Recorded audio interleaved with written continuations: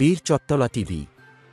আসসালামু আলাইকুম। বীর চট্টলা টিভি থেকে আমন্ত্রণ জানাচ্ছি। আমি তানিশা সুলতানা আফিফা।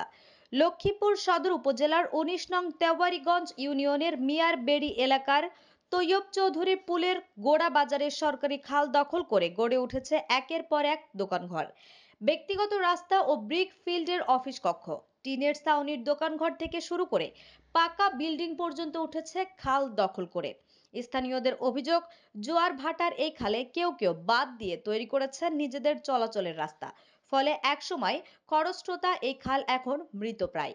জানা গেছে মিয়ার বেড়ির এই খালটি কয়েক হাজার হেক্টর জমির পানি নিষ্কাশনের একমাত্র মাধ্যম ছিল, কিন্তু বর্তমানে তা প্রভাবশালীদের দখলে চলে গেছে।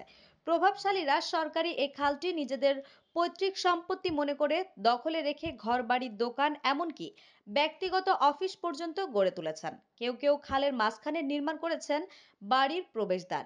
এখন আর এই খালের কোনো অস্তিত্বই খুঁজে পাওয়া যায় না বলে জানিয়েছেন স্থানীয়রা।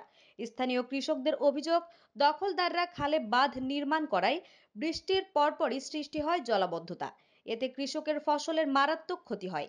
নাম প্রকাশে অনিচ্ছুক একজন ইউপি সদস্য জানান, যখন সে আসে তখনই খাল দখল করে নেয়, অথচ প্রশাসন থাকে নির্বিকার। প্রতি বছর বর্ষার সময় জলাবদ্ধতা নিরসনের জন্য ইউপি চেয়ারম্যানকে জানানো হলেও কোনো কার্যকর পদক্ষেপ গ্রহণ করা হয় না বলে অভিযোগ রয়েছে। ফলে প্রতি বছরই পানিবন্দী হয়ে ভোগান্তি পোহাতে হয় এলাকাবাসীকে।